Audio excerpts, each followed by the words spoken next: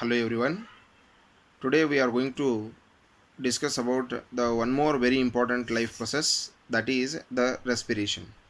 So before starting the process of respiration, simply we have to move little back towards the process of nutrition.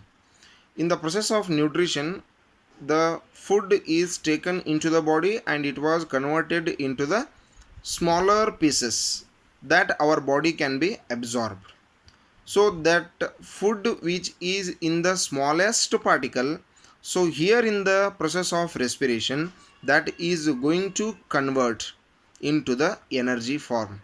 So here there is a link between the process of nutrition and the process of respiration.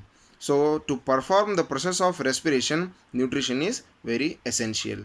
So when the nutrition completes, when the body receives the food item, so then only our body will get the energy by the process of respiration. So here the process of respiration means the releasing the energy from the food. Releasing the energy from the food is called the process of respiration. So here maybe you have some doubts that the process of inhalation and exhalation is called respiration, sir. So it is completely wrong. So that inhalation and exhalation is nothing but only the breathing. Only the breathing. The process of inhalation and exhalation is called breathing, or breathing in and breathing out. Breathing in and breathing out is called the breathing process only. It's not the respiration. So here there is a lot of difference between the breathing and respiration. So here the breathing means it is the physical process. Breathing means it is the physical process, and respiration is a biochemical process. Breathing is a physical process, respiration is biochemical process, and breathing is the simplest process, and respiration is the complex process. So the respiration includes the breathing as well as the oxidation of food. So the breathing comes under the respiration, so it is not only the completely the process itself, so it comes under the process of respiration. So here we should be very careful about this one. The inhalation and exhalation is called only the breathing, it's not the respiration. So it is the part of respiration. Okay, so here the process of releasing the energy from the food is called the respiration. So here uh, the process of respiration is going to make two very important functions.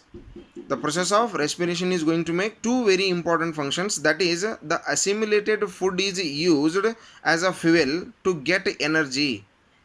The assimilated food which we get from the nutrition, the simpler forms of food items which are going to use to produce energy for the life processes, and the assimilated food is used as the material for the growth and repair of the body.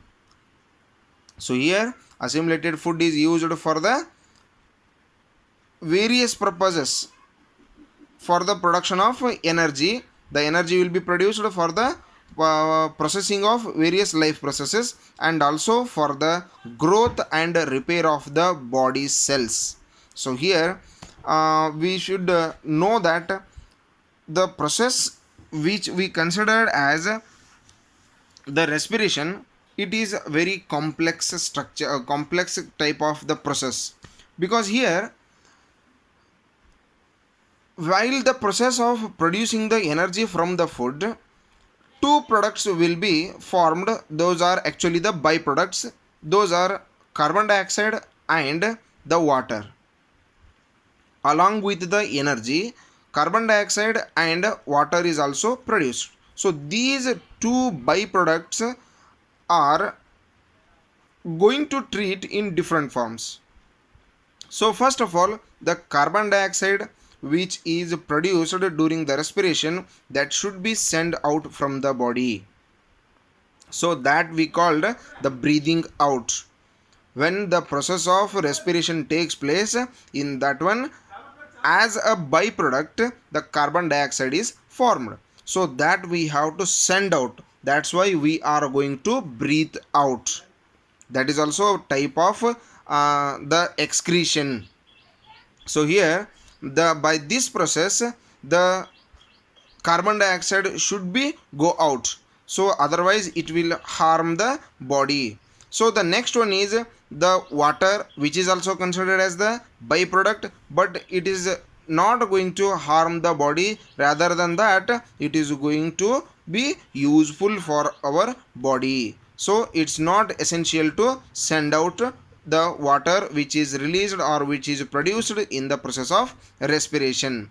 So here the process of photosynthesis and the process of respiration are totally different. In the plants, they are going to prepare their own food, and that is the energy for the plants. And but here in the respiration, whatever we are going to eat, from that one we are going to produce the energy by the process of respiration.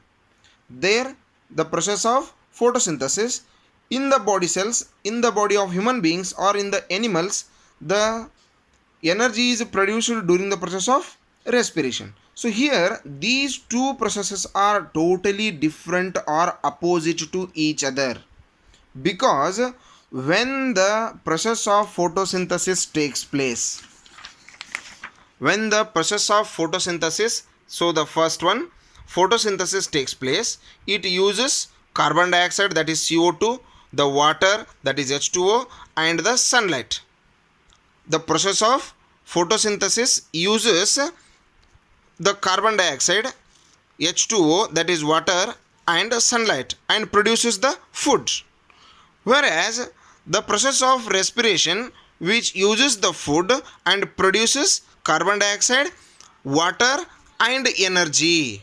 So here the products are totally different, the reactants are totally different, and products will be totally different. So in the process of photosynthesis, the utilization of carbon dioxide takes place, utilization of water takes place, and utilization of sunlight takes place, but releases the oxygen.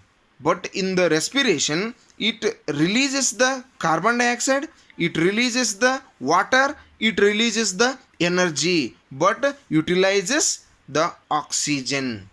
That's why we consider these processes opposite to each other. So like this only the processes are going to take place. So here, depending upon the type of organisms or the type of respiration, whether the organism uses the oxygen for the purposes of respiration or the organism is not going to use the oxygen for the purpose of respiration, depending upon these two, we are going to divide the respiration process into two types, that is aerobic respiration and anaerobic respiration. The aerobic respiration means the process of respiration in which the oxygen is utilized, and anaerobic respiration means the process of respiration in which the organism does not going to use the oxygen.